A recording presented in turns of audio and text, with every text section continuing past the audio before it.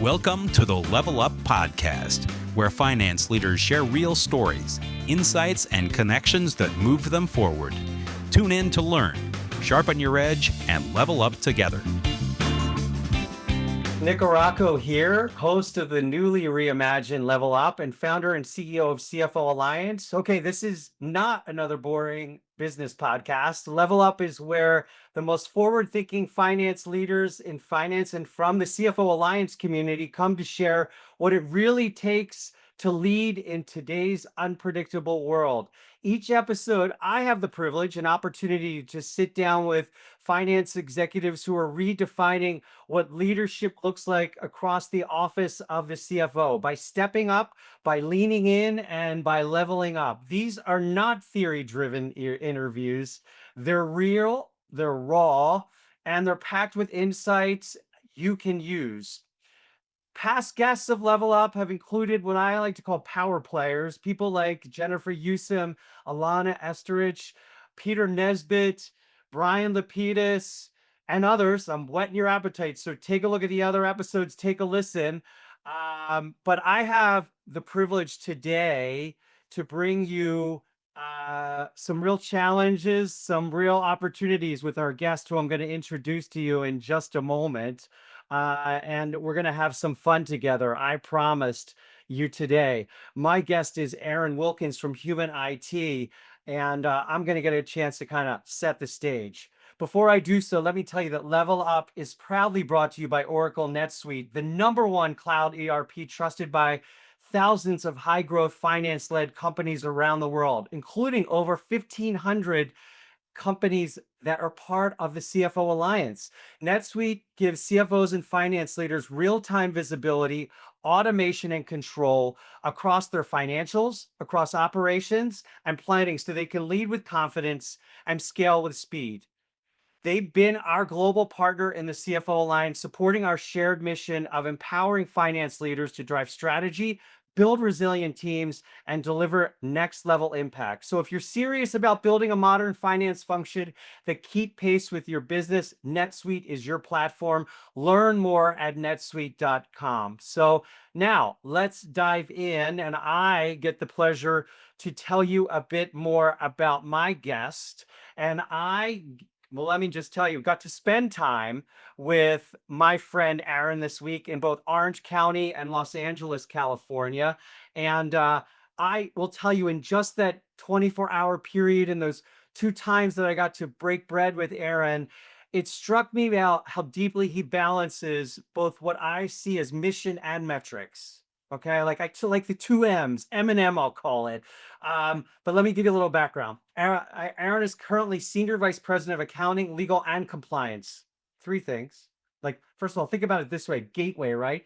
Those 3 areas at Human IT, where since co-founding the nonprofit in 2012, he has helped grow it from grassroots beginnings into a national leader in digital inclusion. Under his leadership, Human IT has distributed hundreds of thousands of technology devices, connected hundreds of thousands of households to affordable internet, and diverted tens of millions of pounds of e-waste from landfills. Picture that. Picture that impact. Aaron doesn't just bring financial discipline. He's built out systems in finance, compliance, procurement, established recurring revenue streams, handled audit readiness. I could probably stop there, but let's keep going. Forged major partnerships with AT&T, Visa, Disney, amongst others. And I wanted him on Level Up today because, frankly, as we're gathering, he and I, and you're listening, many of us are building plans for 2026 or plans for the week, the month, the quarter ahead, wherever you're listening, plans around budgets, people, and strategy. I think there's something to learn from someone who's funding impact and scaling operations and staying mission aligned. So today we'll dig into how Aaron translates mission into measurable outcomes, how he approaches finance in the nonprofit sector with a leader's mindset, and what lessons everyone, nonprofit or corporate, can pull as we face uncertainty ahead. So let's jump right in and hear directly from Aaron about some of the experiences that have defined his journey and see where he takes us, much like he's taken human IT. So, welcome, Aaron. Yeah, thanks, Nick. I really appreciate you having me, and yeah, super excited to be here. Shout out to NetSuite for having both of us on here and to get to talk a little bit about mission-driven activities as it relates to finance. I think that's not normal for most finance people to hear from a nonprofit leader like that. So thanks again for having us. And we are actually a proud NetSuite customer as well. They've helped be a part of that journey for me and helped us scale the accounting and finance function. So happy to support. Awesome. Awesome. Well, let's talk about your journey because everybody's story is different. That's one of the things I love about Level Up is that I get people like you who really are driven by mission first about performance, measurable performance and impact, and really not about ego. But I want you to share a bit about your journey. So let's talk about how you got to the seat. Um, you know, what brought you into finance to begin with? I mean, everyone has a catalyst for it. What was the catalyst for that passion for the numbers and that first finance seat that you got? Yeah, thank you for the question. I think that's always an interesting, piece of how we got there, right? And mine's a little bit more unique, I think, than some other finance folks that maybe really love the numbers. And so I'm going to take it a little bit further back, right, Okay. to when I grew up and when I was a kid and my roots, because I think it's important to kind of explain the context. I grew up in a family business. My grandfather is a serial entrepreneur, started, a number of businesses, was a millionaire back in, his late 20s, early 30s, like very quickly in a time where, that was a lot more money than it is nowadays. And I say all of that because I think, from a very early age, I always wanted to be an entrepreneur. I always looked at him and said, like, I want to be that. Right. And so to me, it was less about the finance aspect of that. It was more of like a means to an ends of like, how do you help scale a company? Right. And I think I grew up, um, to get really tangible, right, and granular. But my grandfather had a stroke when I was 2, so I didn't really get to know him as Wow. well as So you knew his story, but you didn't know him. I didn't know him, yeah, and Wow. I Okay. tried, I tried from two to 12, until he passed Yeah. away, to really try to get to know him as much as I could as a young kid, right? And what I realized was he really put his stamp on my mom and my aunt, and so I grew up, raised by 3 very strong women, and I think it's kind of guided me today, to where I'm at Human IT, right? I really kind of go back to those early moments and say, what did I learn? And I think growing up in a business like that, in a massive, real estate and property management business, you know, I got to see people from all walks of life, right? The janitors, the maintenance people, the people that we were renting to, which were leaders of their own companies in their own right.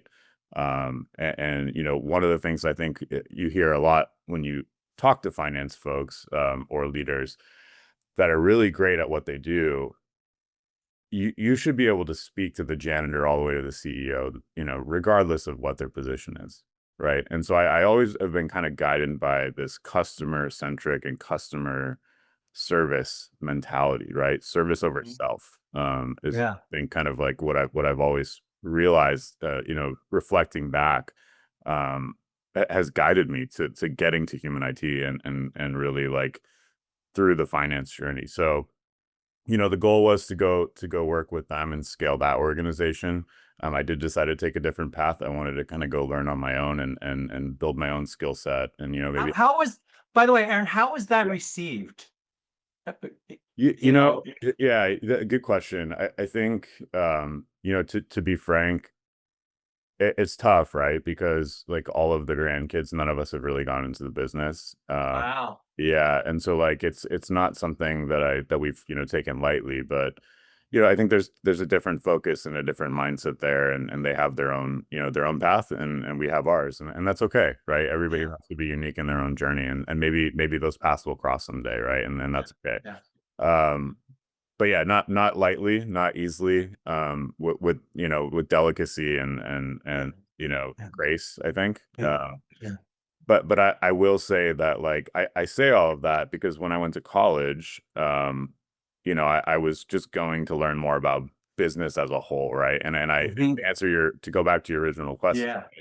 I had a professor, a cost accounting professor, that really took like a liking to me and just said, "Hey, you're really great at this. Like, you should really consider switching your major to be more focused in this area of finance," right?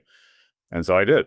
And to this day, I give him credit for, teaching me what good looks like when it comes to like modeling. Like, I saw models at a very young age where I was like, oh, I want to go do that. I want to go work with massive worldwide companies to make, some positive change in the world and grow this business to solve one of the world's problems. Right. Um, It didn't matter to you what the problem was. It was no. the concept of being able to use a model to be able to unpack Yeah. or solve that Right. through the process of modeling it out. That was the passion. That was it, yeah, and I'll give you the exact example because I still Yeah. remember it today. Yeah. They were looking at biodiesel and how you could use Yeah. biodiesel in emerging countries that just didn't have the capital or the access to the same type of oil or resources that we have here. And if I remember correctly, the company is called Gold Star Biodiesel. Okay. Yeah, yeah, and so that he was helping, right? He was assisting and Yeah. doing fractional work, and so that always stuck with me. And then, fast forward, I went to San Jose State for 2 years. Then I went to Santa Clara University for 2 years. Um, I grew up going to like Catholic and Christian schools, and I went to Santa Clara and I always wanted to go there. And something that I learned there was just really how to make sure that I have an ethical and moral like compass, right? And that it was really strong. Um, and I know I'm giving you a long-winded way to the to this full answer, but I think that those two things in conjunction with how I was raised, those all three of those together led me to where I'm at right now, right? Yeah. And so fast forward, I went and worked at a couple of different companies. I worked at an apartment association. It was kind of like close to my roots, from a real estate standpoint. I unfortunately worked in the debt settlement industry, Oh my and, goodness. and learned a lot about how you shouldn't treat people, Yeah. at a very young age, right? And I think I realized that Maybe it was good you saw that. I did. Yeah, it was. Yeah. Yeah, it really was. And honestly, like, I think, some of the lessons that I learned there, I'll give you the positives and negatives. I Yeah. worked with a Goldman Sachs IT executive that was the CIO there that built a world-class like information system that managed back office functions, right? So I got to see scale, like, very And young, to be highly efficient. highly efficient, and manage Yeah. all back office functions with what they built, right? Like Yeah. accounting, collections, Did uh, you did HR. you know that going in? Was that the attraction? I mean, here, what was the No, what Well, I you think hear, I can't tell you, I have to tell you, as CEO of CFO Alliance, we yeah, receive a lot of inbound inquiries sure. for you, for talent. And Yeah. I have to tell you, in the 15 years CFO Alliance has been around, we've probably received a half dozen inquiries from direct hiring sources looking for finance talent in that debt settlement space, um, for a variety of reasons. And a lot of our members will shake their head and say no way for obvious reasons. So I was just curious, No, no, yeah, I'll give you the honest answer. Like, I think I could give you the cheeky marketing answer, right? But I think Yeah.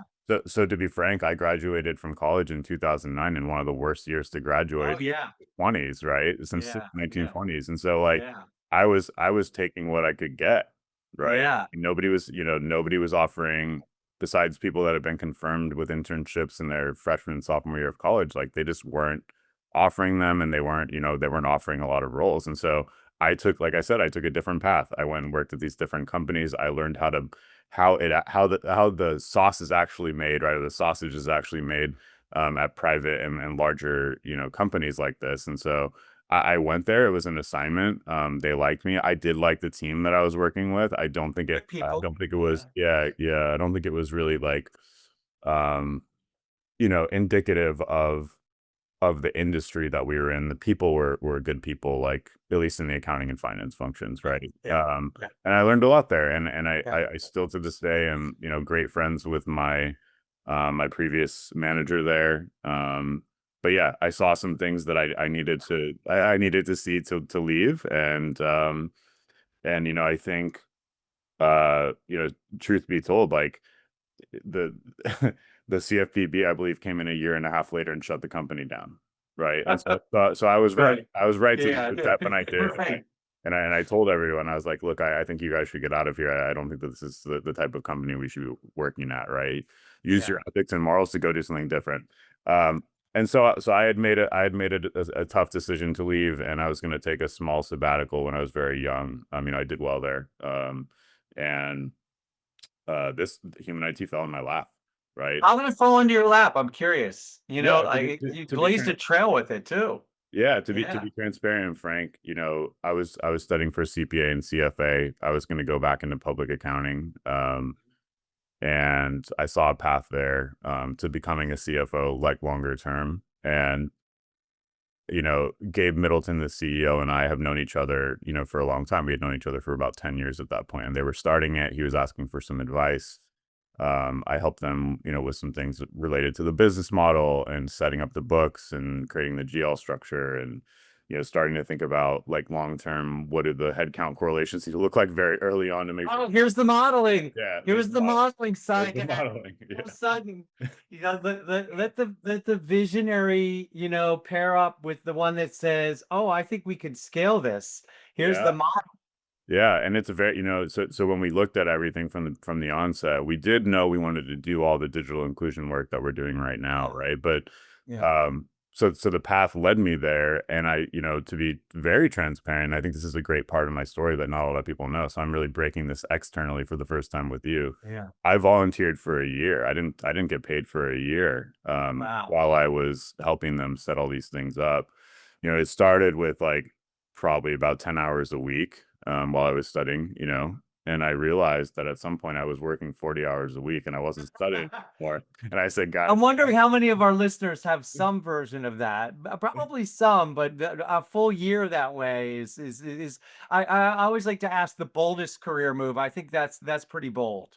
yeah. And you know something, I don't know if I heard this at CFO Alliance or where I heard this, but I'll give you the credit because I think I probably did the roundtables. It's called a J curve job, right? You Yeah, go down to yeah, go up, you do, right? yeah, yeah. Yeah, and I went way down, right? Dug deep. But I think, you know, some of the best lessons of my career and some of the things that I've learned at Human IT, like they've been fast tracked, right? And so I don't take any of that for granted. I don't look at that as a bad thing. I don't look at it as something that I should or shouldn't have done. It's just what happened, right? Yeah. Um, and my path is different, right? I didn't go to public accounting. I didn't go there for a short bit and then, you know, pivot. I didn't go into investment banking, but I think something that you really learn and what a lot of people take for granted about the nonprofit space is like creativity, Yeah. right? And I think the finance leaders and the leaders in the nonprofit space, if I think there is more collaboration between, you know, public sector and nonprofit sector when you're thinking about hiring talent, right? You would be surprised at some of the things that you can accomplish, right? Because you need somebody that's that creative to come in and say, I have no resources. How am I going to accomplish this, right? And that baseline is really difficult to start from for a public leader that is has, you know, hundreds of millions of dollars in budget and maybe, you know, tens of millions of dollars in the accounting and finance function, right? Like it's just a totally different ball game. And so yeah, I mean, you know, that's what led me to human IT. That's kind of my path. It's a creative path, it's an innovative path. It's not the standard, you know, pathway to finance leadership, but I find myself sitting in rooms with you and other CFO Alliance members, and I've told you this multiple times, right? I came to this group. You know, I didn't really speak for the first year and a half, 2 years. I was trying to benchmark and see if I was in the right room and if I was allowed to be in the room for myself, right? A little bit of imposter syndrome there. But I think what I learned is like I have a lot to offer, right? And that is the creativity and the innovation and thinking outside the box and like solving problems, going back to what you said, right? What was it, just the solving of the problems that mattered? Yes. That's one of my favorite things to do, is like, how can we solve this problem? Let's not think about this so linearly, right? Do you think that how can we Mm. embodies the foundation for the culture at Human IT, or is or does or was at some point, kind of the spread, we'll call it, for its ability to be stood up and scaled the way that it has? I think it's definitely part of it, right? I think there's a couple things that drive the culture at Human IT, right? I think it's I think it's curiosity. So yes, to Okay. answer your question, right? Curiosity is Yeah. a big part of it. I think it is really, having a core set of values and principles that we truly try to live by. And I think a Yeah. lot of companies do that with their mission and their vision, their values and their principles, Yeah. but I don't think that they truly try to live it, right?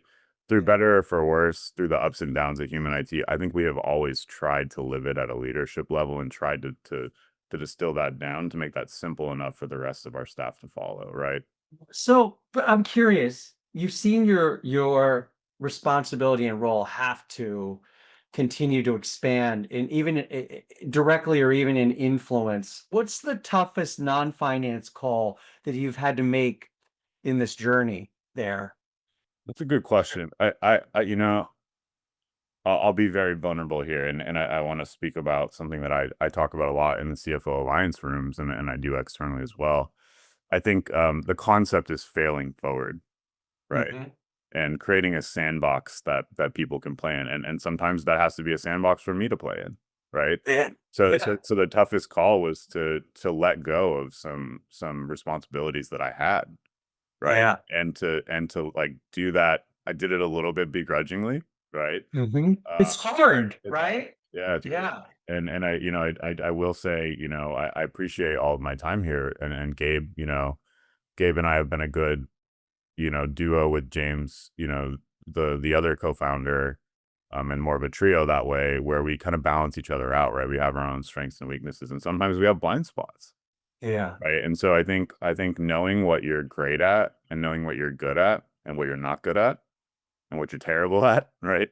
It's important to understand. And so, like, one of those things for me was, I've had the HR function twice. Once when we were very, very small, and I took us paperless because it was just killing us, right? To try to get the recruiting function up and running, and scale the people portion of it and the talent function. And then the second time, took on a number of different departments, and just had to say it's time to let it go again, because it was taking up 60 to 80% of my time, even with a leader underneath me, to like focus on the HR portion, right? And it's a lot, right? And I to be honest, because of that, I have so much respect for HR leaders. I really do. I think they're so undervalued. I think they're starting to become valued again. I just wrote a stat the other day that CAHROs are, paid in the top 12% of all staff, at organizations now. I think, we were talking about this in Orange County in LA the other day, and Yeah.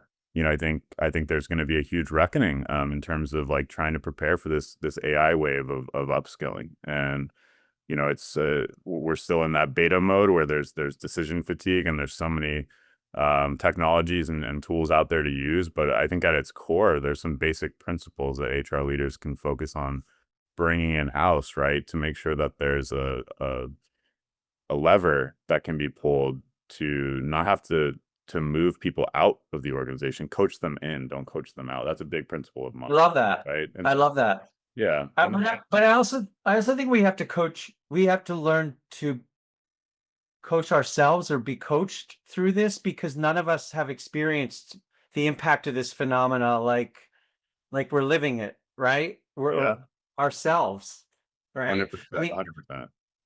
you're being pulled, and we're seeing finance leaders being pulled into tech and talent and deals and crises and more. Where do you see yourself and finance leaders being stretched the most right now? And how are you navigating it? Yeah, good question. I would say compliance. Mhm. Um, and I'm fortunate to have that, that function roll up to me, and I don't say that because it rolls up to me. I've heard this in conversation with other CFOs and finance leaders. I think there's so much compliance activity happening because of cybersecurity and AI, Yeah. and how we structure the new age of business inside an organization, that like it behooves us to go there and Yeah. make sure that we Who have. else is going to go there? I mean, to be honest, I would say GCs. Obviously, Yeah, but there aren't enough of them. there's not enough of them, and they're too expensive, and Yeah.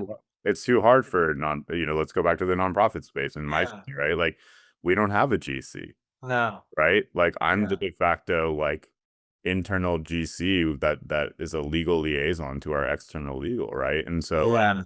we've developed, processes, protocols, and procedures to like make certain calls internally and know when we shouldn't be making the calls internally, right? Based on thresholds and risk scores and things like that, right? And so I think that's where the finance leaders can go and be the most effective, is like taking metrics and KPIs and making sure that they exist in compliance. I think there's, one of the other CFO Alliance members, Daniel Pike, who's creating a product called Curio Work. Like, he and I have chatted quite a bit about this, and I think, the back office functions don't often have their own metrics that we're measured by in accounting, finance, legal, compliance, right? Or HR, besides, time to fill in the recruiting function, or whatever the other KPIs are that we look at, right? But Right. I think that's why, right? Because like for too long, there hasn't been a focus in accounting, finance, legal, and compliance to go in and say, here's how we should be measuring impact, right? Return on investment, all of those things like that are going to move the organization forward. And I think if you do, right? And I've done this in the legal operations space, which is a very niche, market. You can actually help the other groups move faster with a higher amount of velocity and increased volume without increasing staff and without, really doing a lot. And so, I think So maybe a lot of room is there. that the new performance measure then for the impact a CFO and their team will have in the future in terms of, or at least one of the KPIs, how much they lift the performance of the other functions? I think so. I mean, Yeah. I've spoken at length about this. I went to, a legal operations conference called Clock in Las Vegas recently, and spoke on a panel with like Meta, Ferring Pharmaceuticals, and DocuSign about this, right? And I think, the way that human IT and our compliance group has thought about this, and I'll use them as an example. I know this is accounting and finance, like type of conversation with CFO Alliance, but like I think on the compliance side, right, we look heavily at how are we increasing the velocity of getting contracts across the finish line? How much could we reduce the time to close, right? And to kind of give some of those stats, we decreased our close time by 50% by adopting a technology, and we increased our velocity in terms of our volume by 38% in the same time frame by handling contracts the way that we are now, right? And so to go back to your question and using that example, yes, we absolutely should be thinking about measuring ourselves that way, right? And looking at the back office functions as revenue generating, right, that way, and like thinking about that more from a sales lens, right? How do we help close those things faster and create the type of environment and back office functions that are delightful and that our peers in those areas, or those that roll up to us, want to operate in, right? I want to hear less complaining about why compliance and legal and accounting and finance are roadblocks, and more, this is such a great environment that you created, and I'm so happy to work with you, and you make my job easier. Like, that's the culture that finance leaders need to be trying to create by driving innovation, driving creative collaboration, driving all of the excellence and execution based activities that need to exist to move things forward faster. And those are all values and principles that I just mentioned at Human IT. Right. So with that in mind, what's one capability every CFO will need by 2030 that most don't have today? I'm gonna break your rule. I'm sorry. Two things. All right, go ahead. One is thinking more like a CHRO. And I always kind of lead with culture and people skills. I think too often what I hear about finance leaders, and this is not true about them, by the way. This is just how we act in organizations because Okay. what we've been taught is they're the hard ass, right? Or Uh-huh. they're the tough person in the room. They're the last decision maker, and so everybody looks at them as like the final boss, right? Uh, and I just think that needs to change, right? Like let's act more like these tech CEOs that everybody knows and loves, right? Like let's actually like be the person that people want to go get perspective from to make the final decision, right? Let's drive culture. We have HR leaders rolling up to us, right? Let's be a partner there. So Let's you want them to bet on you. See, like make the CFO the one that people bet on. That's right. Yeah, yeah, really, really, really, really bet on us, right? And I think sometimes like we're so stuck in all of these things that roll up to us that we forget if you just pull yourself back from all of those things and you focus on the people, right? And you empower them to go do all those things, and maybe you don't have to step in and do all of those things, right? That's the first Yeah. thing. The Yeah. second thing, I mean, I think it's I hate to use the buzzword, but I think that they're again going back to what I was saying before.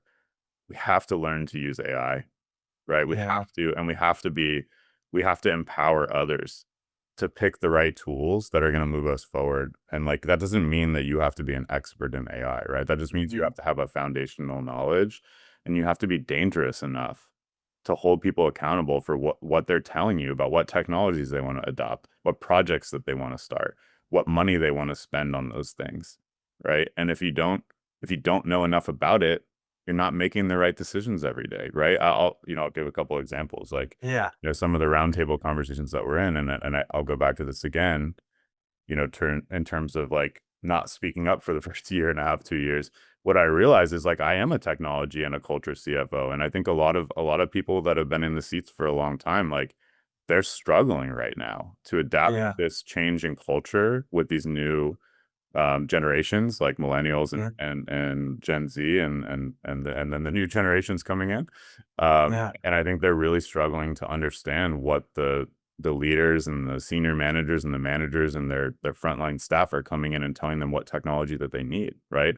They're not close enough to the painting, which is the opposite of what you would normally want, right? You have to get close That's right. to the painting, and that's okay. Go find a group like CFO Alliance where there's younger people like me blazing a trail in those areas because we have to, because we don't have the people resources. I don't have a 20-person finance team and a 30-person No. back office accounting staff. And I you also can be authentic in determining how you can still be you and learn how to do that. That's right. It's not imposter syndrome, right? If you Yeah, can learn and then apply it and then be yourself doing it too. I can't magically take 20 years off my life and go back and talk like a 30 something, yeah. right? But I can demonstrate that I understand through my actions and words what you're trying to communicate and accomplish and help you accomplish that. Or if you can't accomplish it, explain why I can't provide that to you. 100% right. And I'll use two more, values and principles from human IT to describe Yeah. what I'm speaking about right now, right? And Yeah. that's come in with an open mind and actually seek a diverse perspective from Yeah. that group, from your leaders underneath you, from the ground floor, Yeah. right? Because the people that do the work, right, are often the ones that have the best ideas and the best perspectives. And so if we are not listening to the new generation coming in about what technology that they want to adopt, you will not be able to keep them. You will not be able to hire them. And eventually, like you will be labeled as a company that does not use technology the right way. Oh, and And that spreads like wildfire. yeah, and nobody wants that, right? And none of No. the younger generations want to go work in a company with an antiquated, like back office set of functions, No. right? It just doesn't, it's No. not going to work. And like realistically, that's continuous improvement, right? It is. And we use like a Lean Six Sigma mentality at Human IT, and one of our leaders, like Charles Pelicani, brought that to the organization, and I'll forever be grateful for him for teaching me that. And like that, Yeah. I'm a lifelong learner, so I keep trying to learn these things to make myself better, but it's also to try to help make sure that I'm keeping up, right? Yeah. And Yeah. I know someday that I will be on the downward slope of that hill, and the only way to continue to keep up is to listen, right? Yeah. What is a ritual or habit that matters to you right now that you're using that seems to be keeping you connected to operating at the level you want to operate at right now? Because we like to offer those up through Yeah. Level Up too.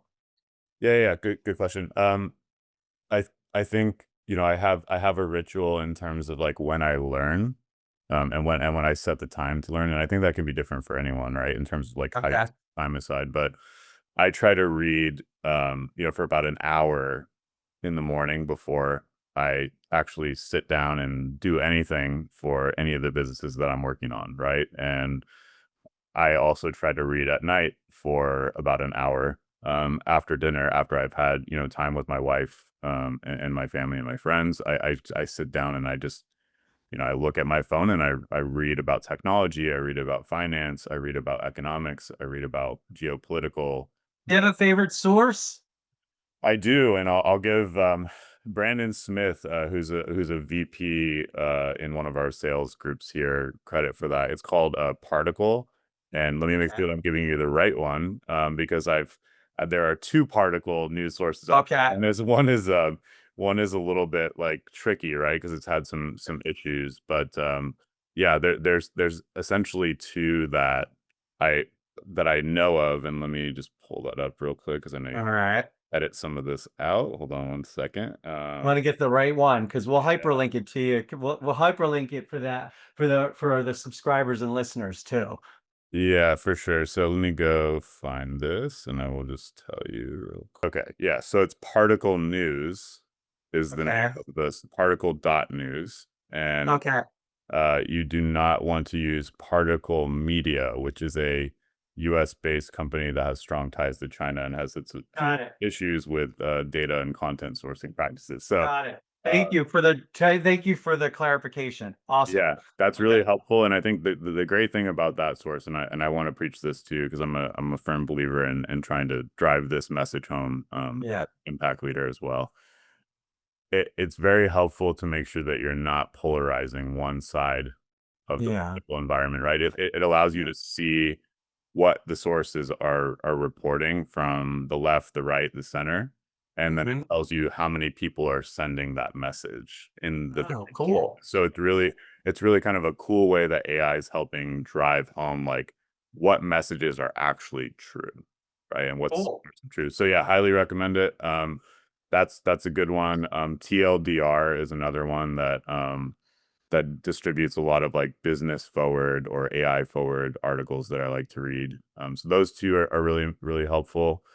In our marketing group, a gentleman called Lo Terry, with Human IT, has us reading MarTech and Neat prompts. And so those are good AI Okay. resources. And so highly recommend those four things.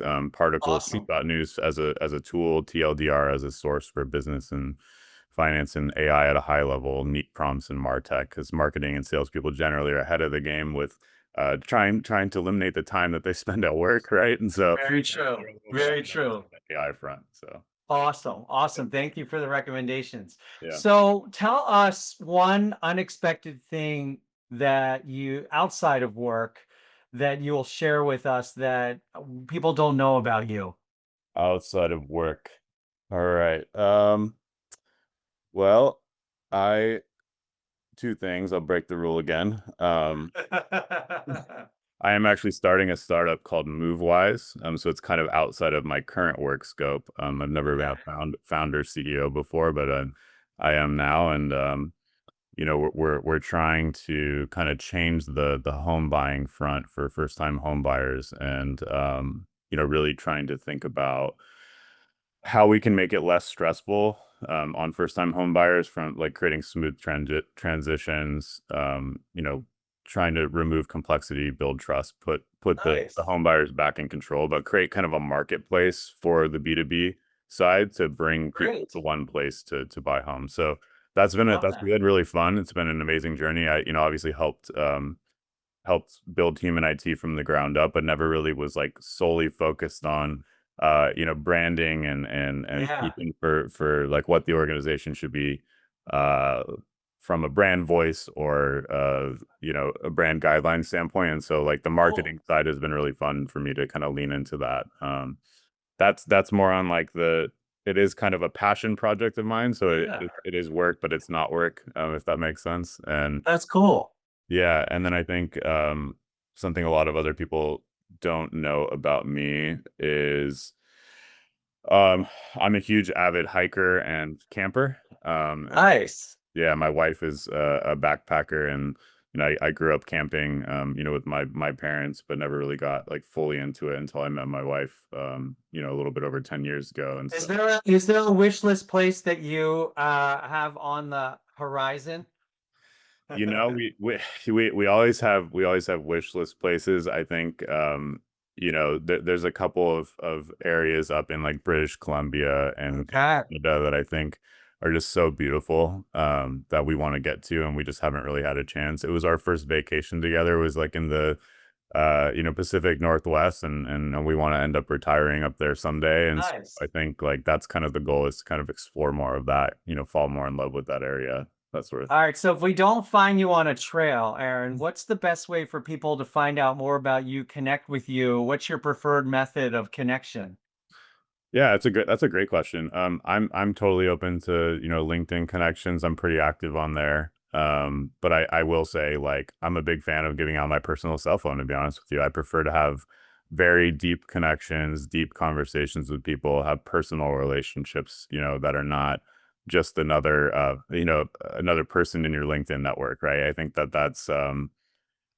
the best way to actually like drive impact and change is to build connections and to have relationships with others, I and love that. that's how you drive the world forward. So I love that. I'm a very visual person, as you know, and now I have this visual of you at some point having your own podcast series called Off the Trail or On the Trail while you're doing this, and you're walking off the trail, on the trail, and you're having these deep conversations. So, uh, promise me you'll come back to Level Up, but promise me you'll consider your own series called Off the Trail or On the Trail, and you'll somehow give me credit.